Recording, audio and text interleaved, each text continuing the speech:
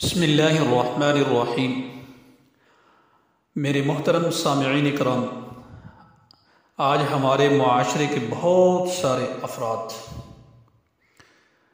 ایک بہت بڑی مشکل کے اندر پھنسے ہوئے ہیں، اور یہ بہت بڑا مشکل ترین مسئلہ بنا ہوا ہے، اور وہ ہے قرض۔ کچھ لوگ تو واقعی مجبوری اور ضرورت کی وجہ سے قرض لیتے ہیں، جبکہ بہت سارے لوگ عموماً اہم ضروریات اور خواہشات کے لیے قرض لے رہے ہیں۔ قرض لینے کے بعد کچھ لوگ قرض پی جانے میں بڑی مہارت رکھتے ہیں، بعض ٹال مٹول کرنے میں، بعض قسطوں میں قرض کی ادائیگی پھر کرتے ہیں، اور بہت کم لوگ ایسے ہیں جو مجبوری میں قرض لیتے ہیں اور بر وقت اس کی ادائیگی کی پوری کوشش کرتے ہیں، اور کرنی بھی چاہیے۔ اول تو یہ ہے کہ انسان کو اپنے اس معاشرے کے اندر اپنی جتنا ہو سکے زندگی کو قناعت پر منحصر کرے، جتنا ہو سکے۔ جوتی ہے، کپڑے ہیں، لباس ہے، دیگر اشیاء ہیں، جتنی بھی ضروریات زندگی چیزیں ہیں، ان کے اندر قناعت والا معاملہ کیا جائے، قناعت اختیار کی جائے۔ اور پیارے نبی صلی اللہ علیہ وسلم کی زندگی آپ دیکھ لیں، بری پڑی ہے قناعت سے۔ ہم آج قناعت کرتے نہیں ہیں، اس کو اختیار کرنے کی کوشش نہیں کرتے۔ دیکھا دیکھی، ایک گھر کو دیکھا کہ اس کی کوٹھی بڑی اچھی بنی ہے، بس اس کے پیچھے پڑ گئے۔ ایک بندے کو دیکھا کہ وہ آج موٹر سائیکل کے اوپر سوار ہے، تو بس میں نے بھی موٹر سائیکل لینی ہے۔ ایک بندے کو دیکھا کہ وہ گاڑی کے اوپر سوار ہے، کسی کار کے اوپر سوار ہے، تو میرے اندر بھی، ہمارے معاشرے کے اندر، اس سب کے اندر یہ بیماری، اس کے اندر ہم مبتلا ہیں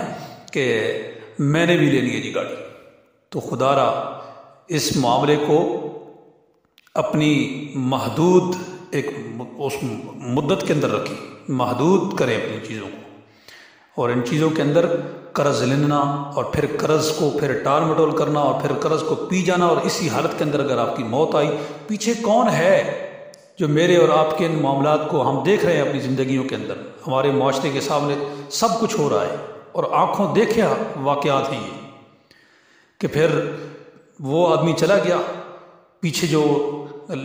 ورثاء ہیں وہ کیا کرتے ہیں کہ جی یہ کچھ چیزیں اللہ کے نام پر صدقہ کر دو، کچھ چیزیں جو ایسے کر دو، باقی ورثاء رہ جائے گی، پھر قرض کا معاملہ کہاں جائے گا؟ حالانکہ پیارے نبی صلی اللہ علیہ وسلم کے اس کے بارے میں بہت سارے ارشادات موجود ہیں، اور آپ دیکھیے کہ حضور نبی کریم صلی اللہ علیہ وسلم کی زندگی کا معاملہ دیکھیے، آپ کا اسوہ حسنہ دیکھیے کہ رسول پاک صلی اللہ علیہ وسلم جب صحابہ کے زمانے کے اندر آپ وسلم کا اپنا زمانہ موجود تھا، تو آپ وسلم پوچھا کرتے تھے کہ اس کے اوپر کسی بندے کا قرض تو نہیں ہے؟ جب کوئی میت سامنے ہوتی، اگر کسی شخص کا یہ بات سامنے آتی کہ اس کے اوپر قرض ہے، تو رسول پاک صلی اللہ علیہ وسلم خود اس کا جنازہ نہیں پڑھاتے تھے۔ آپ اندازہ کیجئے، ہم اس معاشرے کو دیکھیں، آپ وسلم اس کا جنازہ بھی نہیں پڑھا رہے۔ صحابہ کا زمانہ ہے، پیارے نبی صلی اللہ علیہ وسلم ہیں خود۔ تو اس لیے ایسی چیزوں کے بارے میں بہت غور سے اپنی زندگی کے اندر زندگی کی تبدیلی اور زندگی کو اس کی جتنی اللہ پاک نے ہماری بہت محدود ہے ایک زندگی، جس کو ہم سمجھ رہے ہیں کہ 50 سال 60 سال 70 سال زندگی بڑا کچھ کر لیں گے ہم، خدا را ایک لمحے کا یہ پتہ نہیں۔ تو ایسے لوگوں کے بارے میں نبی کریم صلی اللہ علیہ وسلم نے ارشاد فرمایا، میری امت میں سے جو شخص قرض کے بوجھ تلے ہو پھر اس کی ادا کرنے کی کوشش کرے، لیکن ادا کرنے سے پہلے مر جائے، تو میں اس کا مددگار رہوں گا۔ یہ ہے ان لوگوں کے لیے جو بامر مجبوری قرض لیتے ہیں اور پھر اس کی پوری کوشش کرتے ہیں۔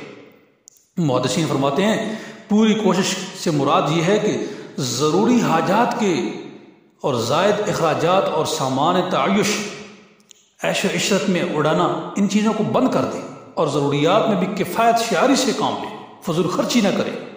قرض ادا کرنے کی بھرپور کوشش کرنے کی تلقین کے ساتھ رسول پاک صلی اللہ علیہ وسلم نے ایسی دعائیں بھی بتلائی ہیں جن سے اللہ تبارک و تعالیٰ قرض کی ادائیگی کی راہیں کھول دیتے ہیں۔ ان میں سے ایک دعا حضرت علی شیر خدا رضی اللہ تعالیٰ عنہ سے منقول ہے، جسے انہوں نے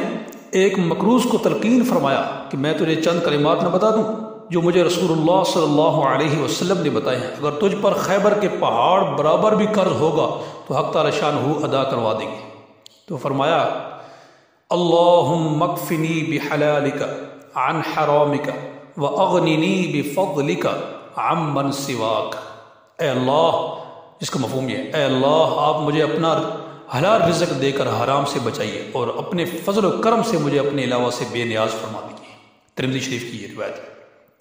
اور دوسری حدیث کے اندر آتا ہے، میں تمہیں ایسی دعا نہ بتا دوں کہ اگر تمہارے اوپر پہاڑ کے برابر قرض ہو تو اسے بھی حق تعالی شانہ ادا کروا دیں گے۔ فرمایا، اللہم مالک الملک تؤتی الملک من تشاء وتنزع الملک ممن تشاء وتعز من تشاء وتذل من تشاء بیدک الخیر انک علی کل شیء قدیر،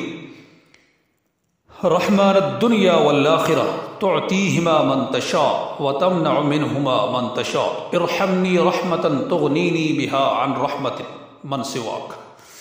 اے اللہ، جس کا مفہوم یہ ہے، اے اللہ ملک کے مالک آپ ہیں، سارے جہانوں کے مالک آپ ہیں، جسے چاہتے ہیں ملک اور ملکیت دے دیتے ہیں، اور آپ ہی جسے چاہتے ہیں اس سے ملک اور ملکیت چھین لیتے ہیں، آپ ہی جسے چاہتے ہیں عزت دیتے ہیں اور آپ ہی جسے چاہتے ہیں ذلت دیتے ہیں، بے شک آپ ہر چیز پر قادر ہیں۔ اے دنیا اور آخرت میں نہایت رحم کرنے والے، آپ جس کو چاہتے ہیں دنیا اور آخرت کی نعمتیں دے دیتے ہیں اور جسے چاہتے ہیں اس کو دونوں سے محروم کر دیتے ہیں۔ آپ مجھ پر خاص رحمت فرمائیے کہ اس کے ذریعے اپنے علاوہ کی رحمت سے مجھے بے نیاز فرما دیجیے۔ اس لیے میرے محترم، ان دعاؤں کا بھی ساتھ ساتھ اہتمام کیا جائے، یہ بہت بڑا معاشی مسئلہ ہے۔ اور پھر جو موجودہ دور ہمارا چل رہا ہے، ابھی 2022 کے بعد 2023 شروع ہو چکا ہے، اس لیے میرے بھائیوں، اس چیز کی جو مہنگائی ہو رہی ہے، ان چیزوں کے اندر اپنی صرف ضروریات تک محدود رہیں۔ جہاں آپ کا بالکل بمشکل گزارا ہوتا ہے، وہاں اگر آپ کو کہیں قرض لینا پڑ گیا تو لیں، ورنہ اس سے بچیں۔ اللہ پاک ہم سب کو عمل کرنے کی توفیق عطا فرمائے۔